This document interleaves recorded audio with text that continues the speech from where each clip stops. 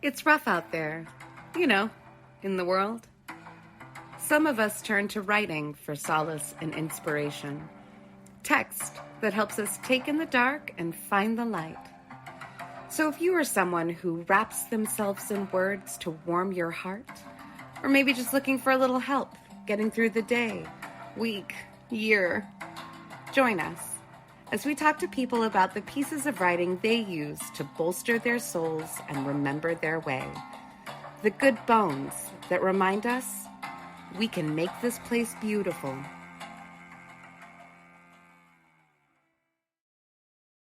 Hello, and welcome to Finding Good Bones, a literary podcast that examines the writing that we all, some of us, oh, dang it. Anyway, welcome to the Finding Good Bones podcast, where we examine some of our favorite writing that helps us sit with the dark and look to the light. I am one of your co-hosts, Kate. And I'm your other one, Amy. And if you can remember an opening we've ever done where we didn't mess up within 10 words, please let us know. Yeah, that's great feedback. You can write that in through the form at findinggoodbones.com. Because we would love for you to let us know when we did well, maybe that one time. Yeah, exactly. Also, you'll have to listen to every episode to figure it out. Every single one. Amy, what are you reading?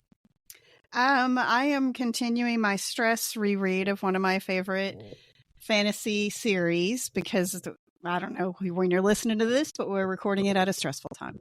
I'm on the 9th book of the Mercedes Thompson series by Patricia Briggs. It's called Fire Touched. And as I was telling Kate before we started, with these contemporary fantasy novels, people get more and more naked on the covers as they go along. And so book 9, I don't know why you dress this way to be a mechanic and fight vampires. So have a look at it. They will. I'll put it in our Instagram collection. I always put in the covers of what we're reading. And actually, if you go to our last episode, I think that was episode 18, Peter Pan with Kim Caldwell. It is book 3. And there is a heck of a tramp stamp. Not all lower back tattoos are tramp stamps. I want to make that known. Not all of them are. But this one is.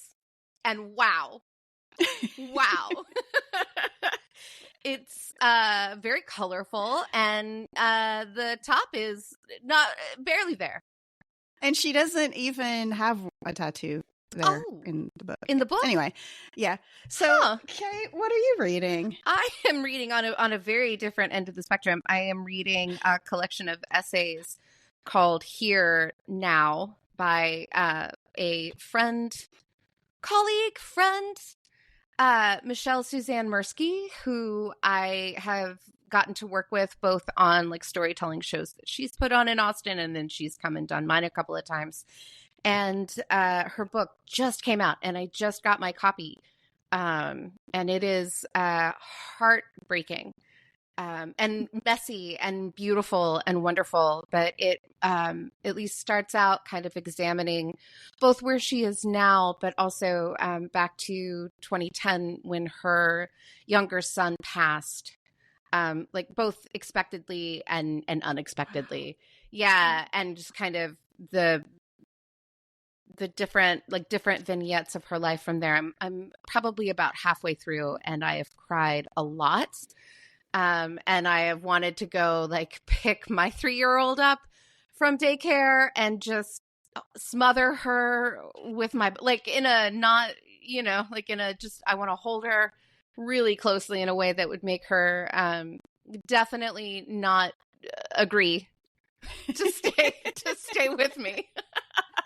In a way that would make her shove me. But it's wonderful.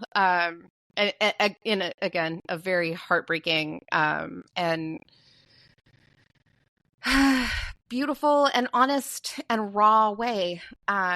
And it's also interesting because, some of these pieces I've gotten to hear her explore in her storytelling and her stand-up comedy. But this is in a very, the way that she's writing about it is very poetic.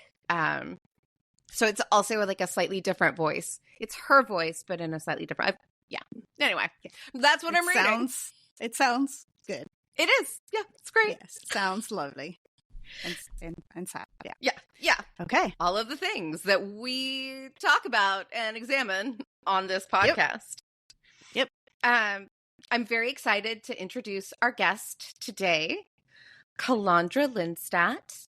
Calandra Lindstadt lives in colorful Colorado with her partner and dog. She is an enthusiastic outdoors gal who loves to bike, hike, and swim. She has recently got into refinishing old furniture, much to the horror of her partner, who is now wading through piles of scratched, wobbly, mid-century, modernish garbage, his words, at every turn. They will all be magnificent as soon as she gets a little more time to focus. Hi, and welcome, Calandra. Hi. Hi, Kate. Hi, Amy.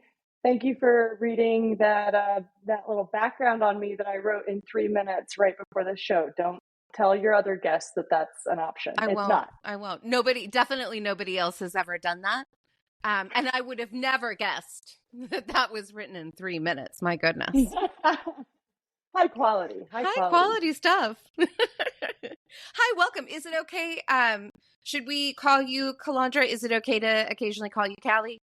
What is your preference? You can go by Callie. Okay. Callie's great. Okay. Just don't call me late for dinner. But what if you're late for dinner? Or call you late into a dinner? No, if I'm late for dinner, then you call me Calandra Jean. Calandra Jean Lindstadt. Like, I know that drill. Catherine Lynn knows that drill. Calandra Jean. Amy? No. No. Amy's not Amy late. Leanne. Oh, no, Amy I'm never Leanne. late. Amy Leanne. Amy works very hard to be early / prompt / early. Yeah. So If you're not early, you're late, is my opinion. yeah. But it's I not. know. Then what's on time? Then where's on time? I had a professor. If you're not early, you're late. If you're on time, don't like. If you're on time, you're definitely late. And if you're late, don't bother showing up. Woo. You're gonna get an F. I would have definitely gotten an F with that professor. Good thing. So, Callie, what have you brought us today? Yeah, I'm really excited to be here. When you sent me that message, I was like, oh, like obviously, heck yes, to get to hang out with two of my favorite people. But then I was like, what fits? Because you guys have picked such an amazing category for your show, or maybe category isn't the right word, but like a focus for your show. Criteria, if you will. Criteria. And the very first thing that popped into my head was this excerpt from an LM Montgomery, Lucy Maud, if she's late for dinner, Montgomery. And it's I think it's one of her lesser known books, Magic for Marigold. Did either of you guys read that one? Yeah. No. A million years ago, but a million years ago. Yeah. I think that's when the official original copyright deed is 1 million years ago. 1 million years ago. I was definitely more in. Oh yeah, you go. Anne of Green Gables. Anne of Green Gables. Yeah. I gotta. I don't know how many times I've read like the first Anne of Green Gables book, but my grandfather got me the full set that went all the way to Rila of Ingleside. And I did also have Magic for Marigold, but it lost out. It moldered. Yeah. It moldered next to Anne. Well, because Anne had all the sweet, steamy boy parts. Gilbert Blythe. Oh, my goodness. Blythe. Yeah. Oh, my goodness. I'm getting a little I hot know. under the No collar. kidding. But also Anne herself as being this like pillar or like this bright shock in what I can only imagine as like a very muted Canadian countryside, right? Like there was also just this fiery creature in this very kind of tame, not tame exactly, because it's still like the farm world, but a very muted, right? Like she just seemed like this pop of color in a very muted landscape. And do we even want to go to like the most recent Netflix Anne of Green Gables atrocity? No. Because I watched like 1 or 2 episodes No. of that. Okay, I'm sorry. I don't want to set off your listeners, but no. if anyone wants to call me and argue about why that show was good because I thought it was absolute dumpster fire, I'm happy to. Yeah, look, if it doesn't have Megan follows as Anne of Green Gables, I'm not gonna watch it. So that ship sailed from the onset. Well, and Matthew, like the whole cast of that BBC version, Anne of Green. Oh my Colleen God. Dewhurst. Yeah, sorry, Amy. Sorry. Yep. Sorry. We went way Go off. for it. Okay, so back to Magic for Marigold. Magic for Marigold, which I agree. I don't have great memories of this book. I had to go and look up what the book is about. And you guys are like, this is what you chose. No, trust me. It's for a good reason. So Amy, just briefly, when I Googled the book, which maybe you did as well, so you have the same info I did. It's about a young girl, follows her from birth and barely surviving her birth all the way through. It's like little vignettes through to about age 12. And honestly, one person's review talked about the very last line of this book, and I'm like, oh, I definitely don't agree with that. So I'm really not promoting this book as a whole. The last line, she apparently has a male friend, and then they like stop hanging out, and then she gets a new male friend, and then like the 2 guys become buddies and sort of cut her out of the deal. And like the very last line of the book is like her aunt being like, well, women just have to share things. And then she's like, and I'll be here when he remembers me, or something like that. And I was like, oh no, this is, I don't know. Did you look it up, Amy? I did look it up. I didn't have a lot of chance to read it, but let me tell you, I have a different read of the boys having to share things. But that's all. Agreed. Based on that reading, the boys get together and go away. Oh. Well, so what we'll have you do, Kelly, if you don't mind, just give the title and the author, like UIL performance style. Oh, you were homeschooled. Oh, sorry. I know. That's not on national radio. I'm no sorry. one listens to your podcast. No, I'm just kidding. Like, any more secrets you want to throw? No, I'm just kidding. I'm kidding. I was going to reference something that not a secret. I was about to reference something that like would be known if you were a part of like the public school system, and then I remembered that you weren't, and I did say it out loud. But yeah, if you don't mind saying the title and the author, and then if you'll read your excerpt. Okay, I will. Thank you. Magic Marigold by L.M. Montgomery. Marigold felt it was such a pity old grandmother had to die just when she had really gotten acquainted with her. And besides, Marigold had something on her conscience.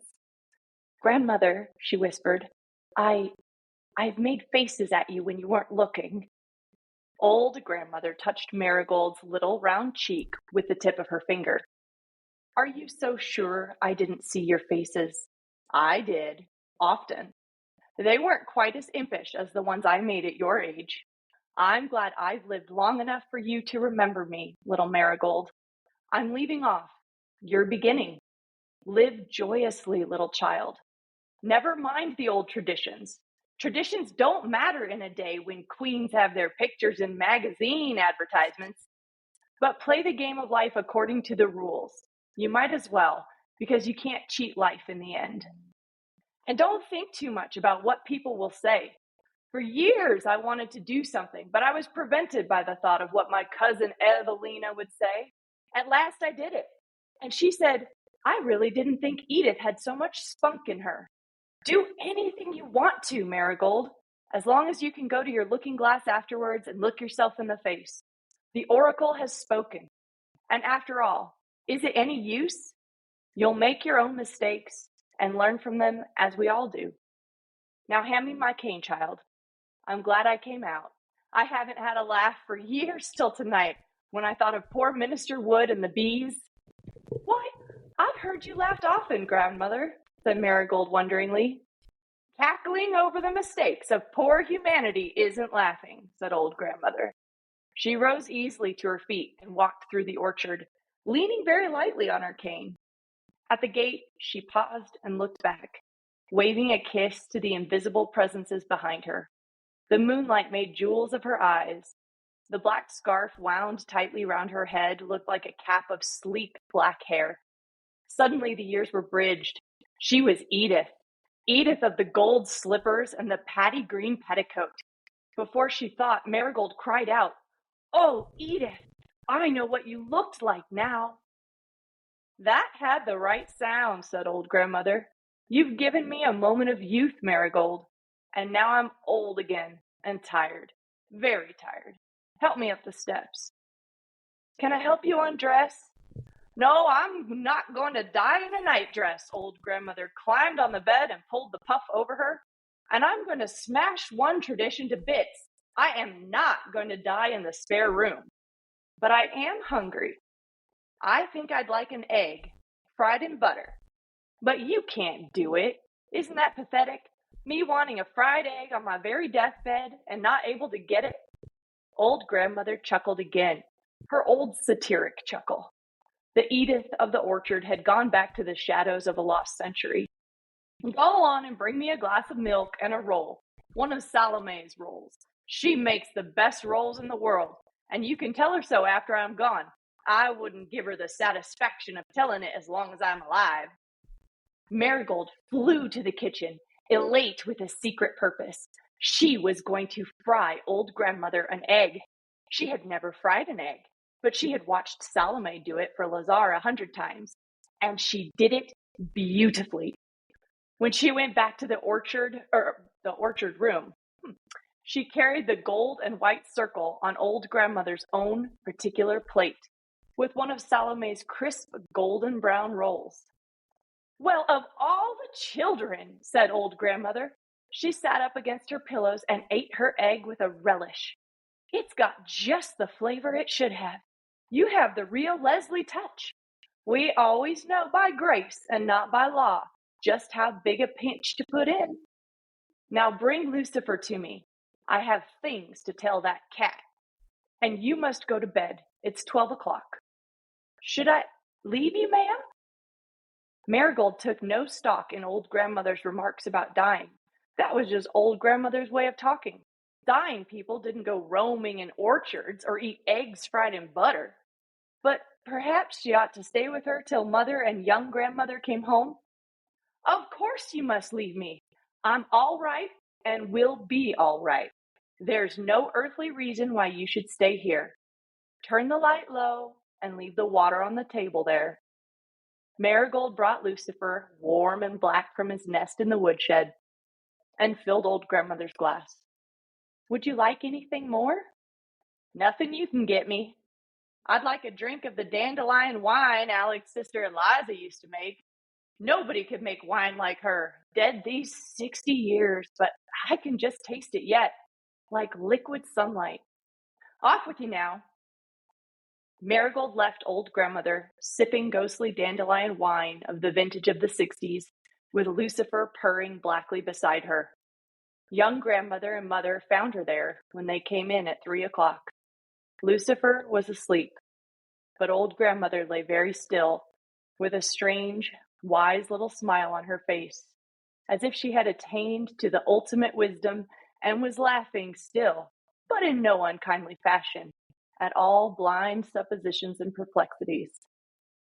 I shall never forgive myself, cried young grandmother. Young grandmother no longer. So much comes up for me with all of that. And I understand, I think, why this was what came into your head. But can you tell us a little bit about kind of, I think we touched on a little bit. Do you remember, how you got your copy of the book or when you first read it? Yeah, that got me just a little bit, honestly. So this was a gift from my grandmother. Oh. My grandmother gave me the whole Anne of Green Gables set, all the way to Rilla of Ingleside, which was my least favorite. But then also Magic for Marigold, either next year in a bag or something like that. And I remember finally getting to it about 9 years old, and this passage is really a passage that has stuck with me my entire life. I swear I do not remember the rest of the book, but if you say an egg fried in butter, I am immediately brought back to reading this. It's about, the whole bit is about 3 chapters. And I just pulled out an excerpt of that, but I think it's just a really strong series of images. And something about that, I didn't even like eggs as a kid, but I just had a feeling that when I died, I was going to ask for an egg fried in butter. That's the way to go. A cat by your side, oh my goodness. An egg fried in butter in your own bed. Yeah. What about it, or the egg imagery, but what's some of the other imagery or messaging that has stuck with you? Yeah, I love this grandmother. I love her sass. She's a sassafras pants. And she is throughout, from the beginning till she passes of the book. She's one of, I think, the best characters. And just that she has this knowledge, that, she's nearing the end of her life. And it's interesting, in the book, it's really clear that she has held on long enough to be for Marigold, baby Marigold, for her to remember her great grandmother. And I was lucky enough, my mom's side are a bunch of, well, they screwed like rabbits as early as they could. So it's a bunch of very young, older folks, and then they all lived to be 100. Oh, goodness. So, yeah, so I had great grandparents until I was like 22, 23, really got to know them well. Wow. Yeah. That's it's rare, isn't it? Yeah. Oh, extremely. Yeah. Yeah. So I felt like I maybe that was another part that made an impression on me, as I had a young grandmother and an old grandmother. Yeah. I'd wondered about that because I don't remember much about the book. And so I'd wondered if it was old grandmother was young grandmother's mother. Yeah, there's multiple generations from until, all living together. That was because it's set on Prince Edward Island in sort of a rural community. And that's another thing that I just loved, was all of these women living in close proximity and passing on their stories, their mysteries, their, traditions, but then also like the family trauma. One of the things is that, if someone's dying, they move them to the spare room. That's so terrible. That's so mean. So mean. Little Marigold is a baby, and she almost dies as a baby. And they put this crib in the spare. So rude. Just like dying infant. Wow. Whoa, it's not looking good. Better put her in the spare room. That sounds like such an amazing threat, though. If you're real mad at somebody, like, don't make me put you in the spare room. That's perfect, Kate. That's perfect. I wonder if it's because, sharing the space, like the nicest bedroom that is now held by, or that's being held by the matriarch or whoever is going to somebody else once they pass. And it's a way of making sure that, like, selfishly, right? They're like, ooh, I would rather not live in, I'd rather live next door to where you died than just like right there. I think that they're like herding all the ghosts Exactly, into into the room one of the room. house. Mm-hmm. Mm-hmm. Yeah. I love when Marigold sees her great grandmother as the younger version of herself. And I can say I was, especially as a child, just kind of obsessed with the way that my grandmother and mother and great grandmother all looked when they were young. Because Totally. it's fascinating, right? How are they the same person? But they are. They are. My grandmother had all of the wedding albums for each of her kids, each of her 5 children. And so we would go, and they were like those old 60s style. So they're real puffy, and they have like really, they were so cool. And they had all the weird photos where like my grandpa is turning out his pockets, and my mom is like doing the please give me some money pose. And it's just weird. Like, and there's a shotgun in one. And you're like, this is so weird. Nobody And does they had to, not like us, that like they had to take that picture with a camera, take that film somewhere and get it. Like, it's not like our half-ass phone photos. They actually had to do a lot of steps. And to like, get those what a dumb gamble, pictures. right? Like they set it up, but like, who knows? But I also love that there's that moment, and Marigold is like with her, right? It's not that she's looking at a picture, it's that she's looking at this person and thinking about, you know, kind of some of the rhetoric around like a life flashing before your eyes, or like, I know that something that they talk about when someone is close to death is that they will get sometimes like a final burst of energy. I thought of it when she was saying, well, dying people don't go walking in the orchard and they don't eat eggs, but actually that can be a sign that somebody is quite close to it. If someone who hasn't been hungry wants a last meal. That was something that I learned when my grandmother passed, because we thought she was looking real good for a bit. And then I read that in one of the like little pieces of literature that the hospice had around. I don't know if y'all have had that experience where you've seen somebody kind of perk up right before, but it can be quite moving. Yeah. It's interesting because when I read this originally, I was 9 and I hadn't lost anyone close to me, really. And still today, I mean, I'm 40 and we're just getting it all out there. I'm homeschooled, I'm 40, let's just, what else? Bring it on. Yeah, well, you're still the youngest person on this podcast, so you are still the young grandmother. Don't worry. Thank you, old grandmother. So it's interesting though, like, because my family are so young lived, I still have, you know, both of my mother's grandparents. So I haven't lost very many people close to me, but at this point I have, and it's interesting, I haven't read this passage since I was 9. It just, that egg imprinted itself on my memory and I never went back. And rereading it now, having lost a few people that I was very close to, including my old grandmother and my young grandmother on my mom's side, or on my dad's side, excuse me. It hits differently. Yeah. It really does. It was this very like just beautiful, I think, and like really you don't think about death when you're 9, and so it was like kind of this like mysterious, like, oh wow, that. And I think I was a very like scared child for all of my old people. Like when I was still religious, I would pray for them all every night. Like, me oh my too. God, please My gosh. Don't let anything happen to my old people.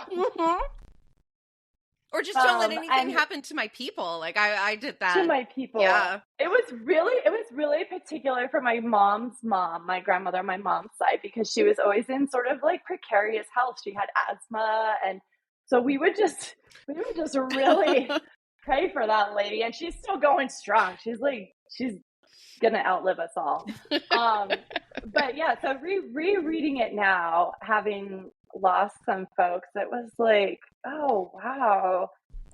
It kind of like, I realized how much this passage has framed my idea of what death could be, should be. Yeah. And then now I have these experiences of what death is. And like, yeah, some of it fits and some of it doesn't. So my partner's mom, she was diagnosed with stage 4 recurrent breast cancer. She had beaten breast cancer, amazingly. And then over 8 years later, when it should not come back, they found spots on her lungs and on her bone. It had metastasized, and so, you know, we kind of knew what that meant, but then the doctors were really positive. Yeah. And everybody just kind of took a very positive perspective of where we were headed. Yeah. And we were going to she kicked cancer's ass once, we're going to do it again. And so it's this very interesting, what do I want to say? Like holding two ideas in your head at the same time, right? The knowledge that stage 4 recurrent metastasized breast cancer is you're probably not going to beat it. But then also, you know, she was a badass. She was feisty. She would be really offended if I called her old grandmother, but she was feisty. Well, she'd say something probably like, I'd have to be a grandmother. Oh, yes, that was true. Very pointedly in my womb's direction. Yeah, no, like she would say it to your uterus. Like, well.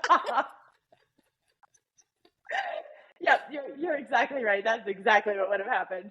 But I mean, she, like, when I say feisty, she would get dolled up to go see the doctor. And like, I mean, even when she was in a wheelchair finally, and she would get fully dressed up and like full makeup, full wig, like have a cute little hat on. She wanted her nails done. Like you believed that she was fighting this. Yeah. And that it was possible. So my partner and I ended up living with them and providing basically what I now know was hospice care. But we had no assistance. Yeah. And there was this really pervasive sense that she's going to beat this. So we put off our wedding, until she got better. Yep. And so she fought really hard for just under 2 years, and we got to be there and be, you know, daily involved in her care. And I think that really helped in not having regrets at the end. I know not everybody can do that, and I don't think anybody necessarily has to or should. It was very, very difficult. Yeah. But it also, for us, that was the right path and helped us feel like we could say goodbye, you know, and not have as much regret. Like, I wish we had spent more time. We really spent quite a lot of time with her right at the end. But all of that, to go back to what you said about the burst of energy, on her last night, we gave her a bath and she was feeling pretty good, and she sat up and she ate more than she had, and we really just had a nice time sitting around on her bed and supporting her.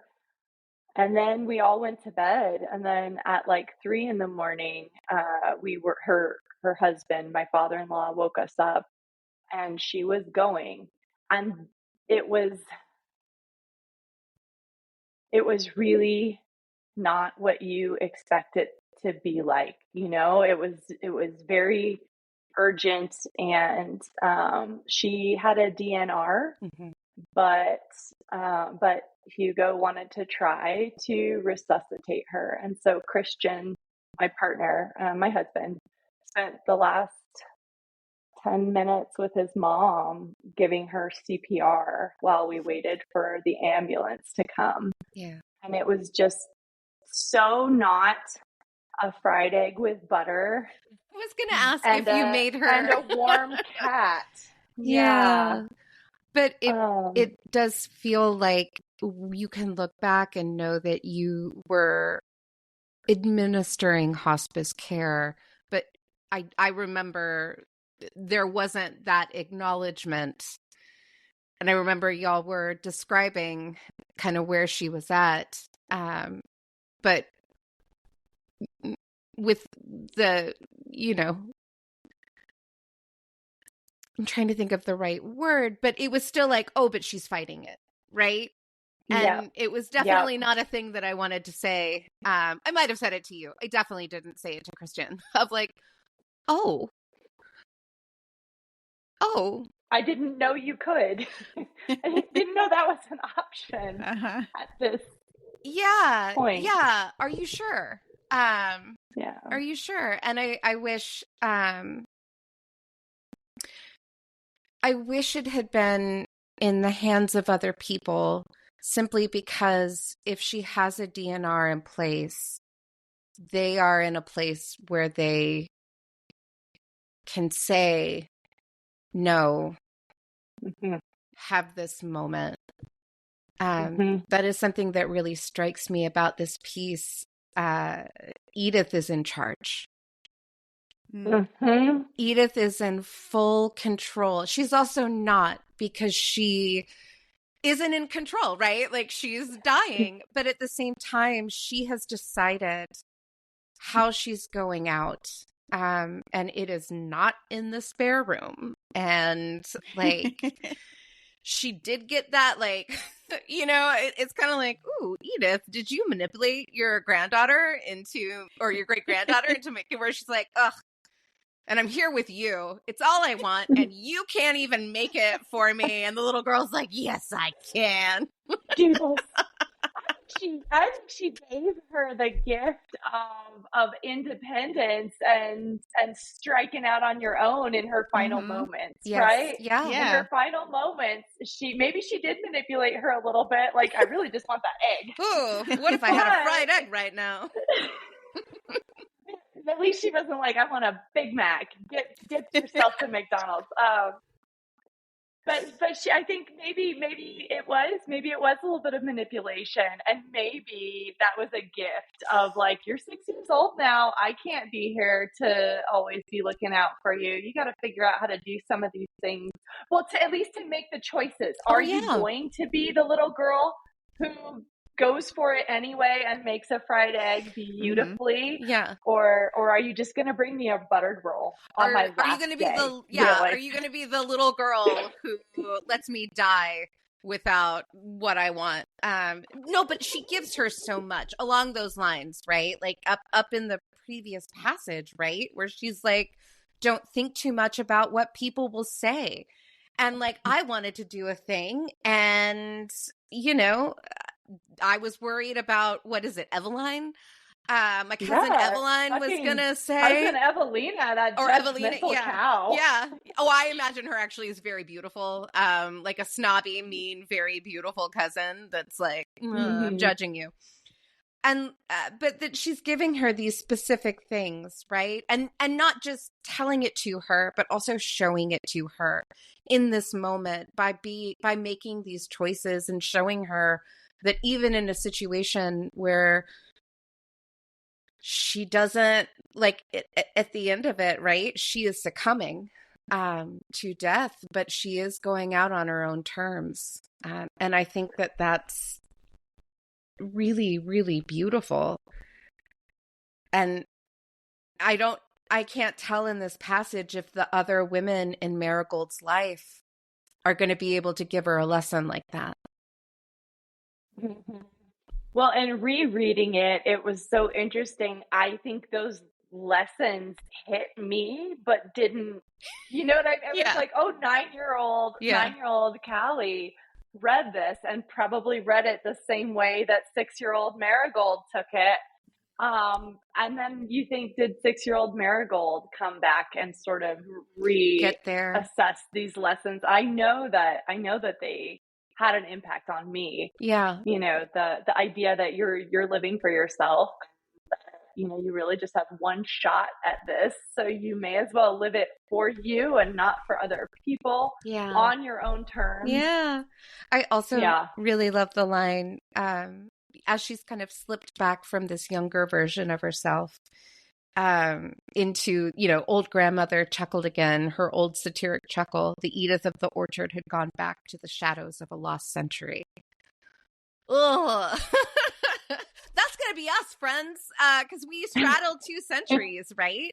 And so there is going to be a period of time where our youth will have been in a lost century. I say that with all love, because also what strikes me about this is in the power of old women. It comes back to in things that we've read on this podcast and in life, like the inherent power. So often like dismissed by society, right? But the power held by old women, by the crone, it's phenomenal. And I, it's probably that power that makes people very scared, so they dismiss it. But are there any kind of particular phrases or points that stick with you? Again, you've mentioned like the egg fried in butter, but are there any other lines that? Let's see. I really like that there are multiple references to. It's so funny because she's like, "Oh, don't let judgmental people keep you from doing things." But then there's several references throughout this piece about her being kind of a judgmental actor. Oh yeah. Which I love. Like, well, you have some fun. Like, I mean, sure, flaunt the normie rules, but also like enjoy cackling. Where does she cackles, and I love her cackling. Cackling over the mistakes of poor humanity isn't laughing. Yes. She's acknowledging in that line, it isn't laughing, like that's not joy. It's fun. So yeah, you can be sassy, but she's also recognizing that like just being sassy isn't pure joy. There's other ways to find joy. I love the moonlight made jewels of her eyes. I know it's cheesy, but I felt like that whole description of her as a young, in that young woman moment, I think Ellen Montgomery just has a wonderful way with words, and she has always embellished, just a simple, like, she stood there, she looked back at the orchard, like, no, the moonlight made jewels of her eyes. I think Ellen Montgomery does an excellent job of writing in a very romantic way in a very grounded world.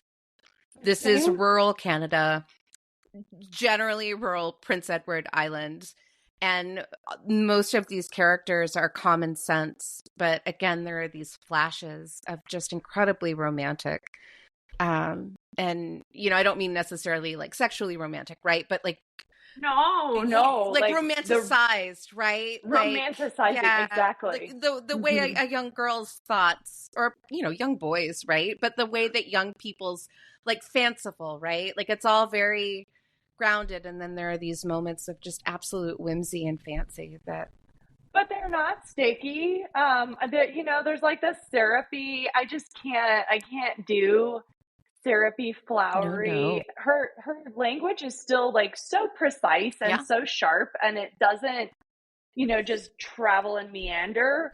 And the other really cool thing I like, so I pulled out this piece out of, a several chapters that describe, them going out into the garden and grandmother tells stories.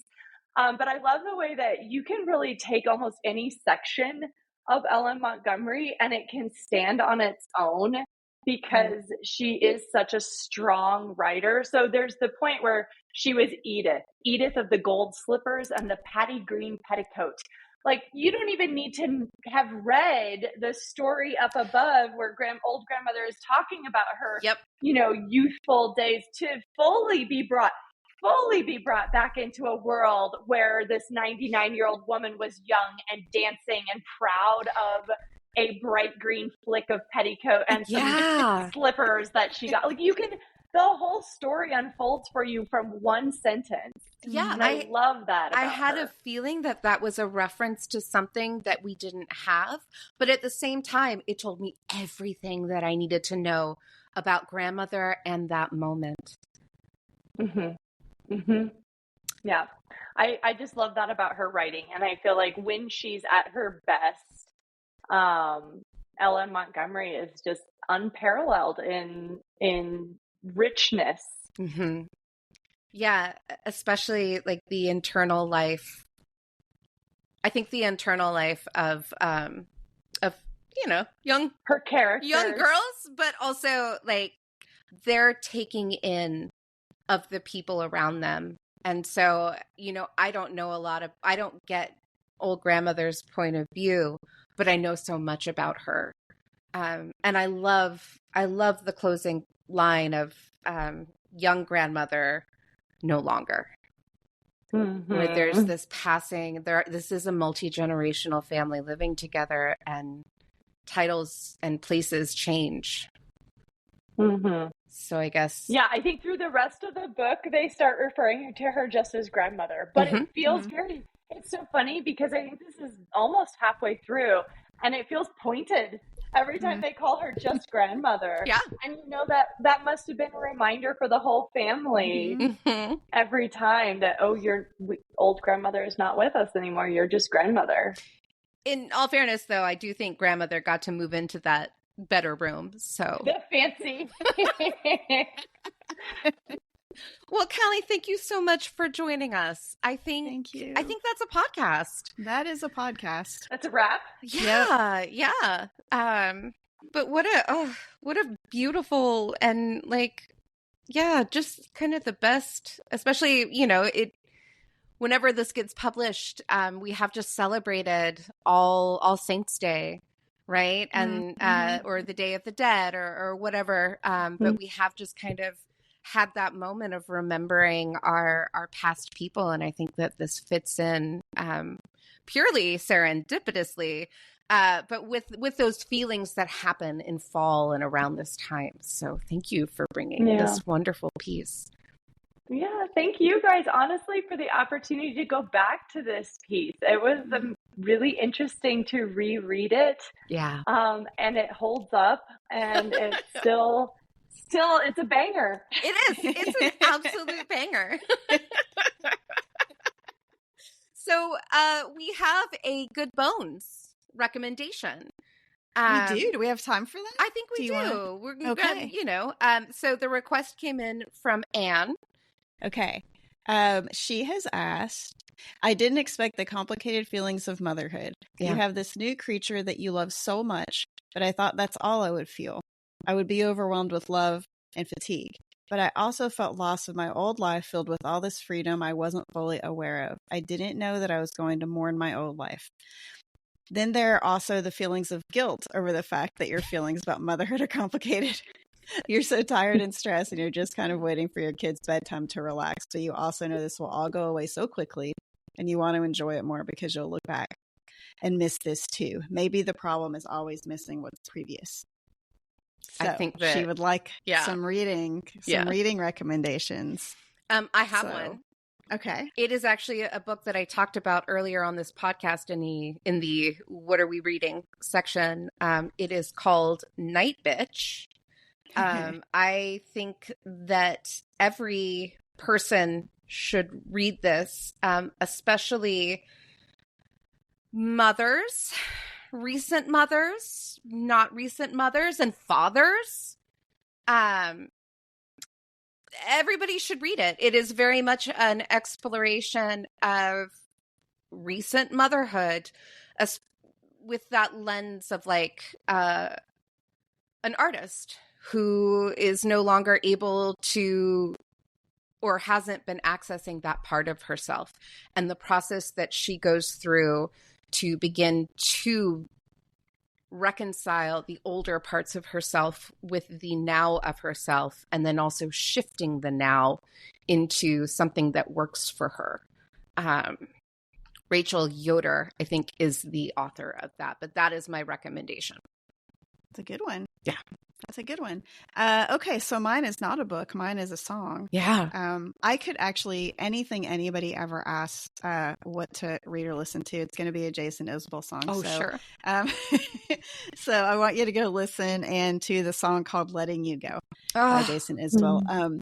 It is a song where he's singing about his daughter, and at the very beginning, he's remembering how carefully and slowly he drove home from the hospital when she was born. And then at the end, thinking about imagining her going off to like have her adult life. And then in between, of course, there's all beautiful words. But it actually has that feeling that you're talking about how like trying to enjoy the moments that there are right now while also seeing what's before and what's after. And it's just a really beautiful song. Everybody go listen to it. It is. Yeah. Well, yeah, that's a podcast. Thank you again so much for joining us, Callie. And thank you, dear listeners, for being a part of this. And thank you, Amy, for co-hosting. And thank you, Anne, for requesting a recommendation. And yeah, please join us next time as we go finding good bones.